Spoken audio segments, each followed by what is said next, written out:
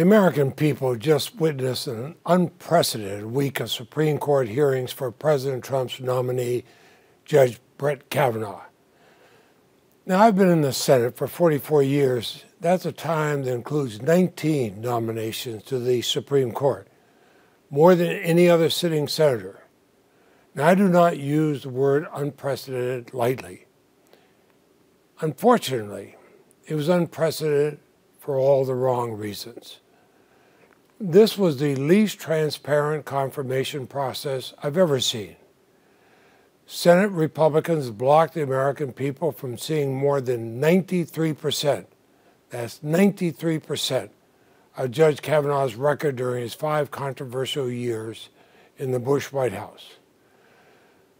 Of the small fraction we've seen,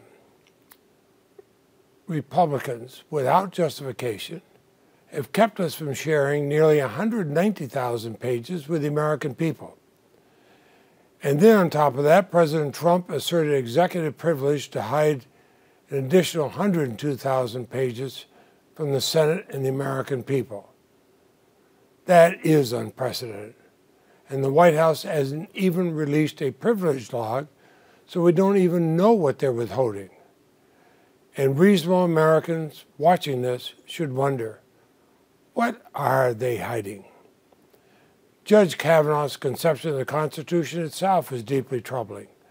His lack of candor during the hearing only exacerbated my concerns. The documents that Senate Republicans have been withholding from the American people could help cast significant light on what we already know about Judge Kavanaugh's troubling legal views. As a judge, for example, he's argued that all regulations on guns are effectively unconstitutional, unless they were in effect when the Constitution was drafted. Of course, at that time, that was an age of muskets, not military-style assault weapons favored by mass shooters today. And as a White House staffer, Judge Kavanaugh coached controversial conservative nominees, coached them to provide vague, meaningless assurances to the Senate regarding Roe versus Wade. Well, last week he followed his own blueprint. He dodged questions about whether the Constitution protects a woman's right to reproductive care. The same week that a federal court was hearing oral arguments in a case that would erode vital health care protections, Judge Kavanaugh dodged a question on whether he would promise to uphold pre-existing condition protection as constitutional by saying he couldn't give assurances on a specific hypothetical. And you know, of unique interest to a president who's increasingly fixated on his own legal jeopardy and problems, Judge Kavanaugh has taken the unorthodox position that presidents should not be burdened with either criminal or civil investigations while in office.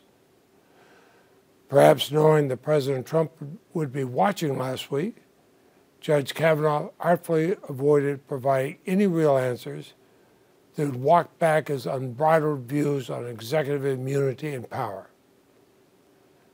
I've never been more concerned about a Supreme Court nominee's basic willingness and unwillingness to be truthful under oath.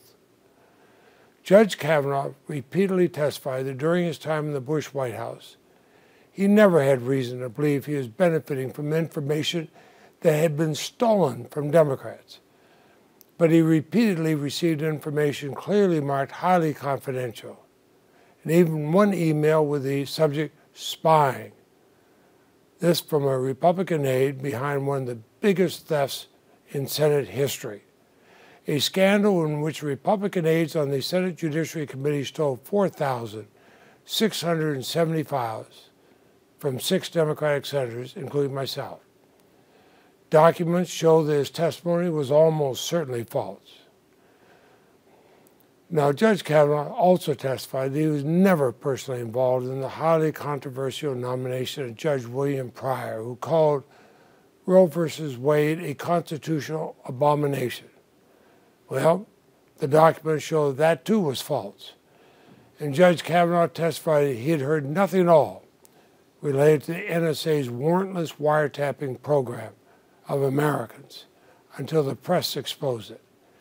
And he said he never worked on policies related to detainees.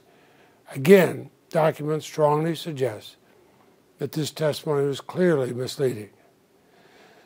You know, candor speaks to a person's character.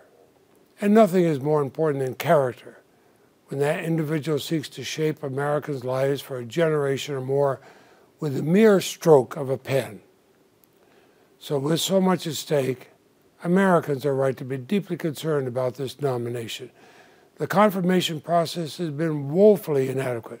Republicans have abandoned basic standards of transparency, well established by our committee. They treated last week's hearings more like a coronation than a constitutionally mandated vetting. Judge Kavanaugh's candor, and therefore his character, is seriously in question, and his constitutional views are downright extreme. Like we did last week, Senate Democrats will continue to make our voices heard during this confirmation. We count on Americans to do the same. We need to speak up before it is too late to defend the integrity of our nation's highest court. Only nominees of unquestioned character and forthright candor should sit on the Supreme Court. And Judge Kavanaugh threw both into question during last week's hearing. We must protect women's constitutional rights, or vulnerable individuals with pre-existing conditions. Protect the rule of law from a president who acts like he's above it, and the hard-fought rights of millions of hard-working Americans. With so much on the line, remaining on the sidelines is simply not an option. Democracy, especially in moments like these, is not a spectator sport.